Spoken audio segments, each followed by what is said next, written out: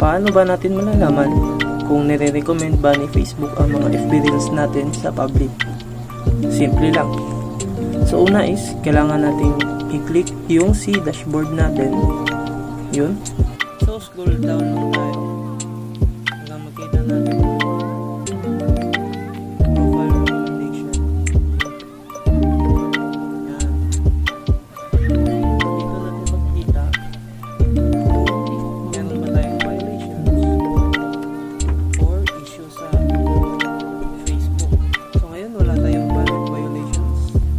Maganda dahil nire-recommend tayo ni Facebook.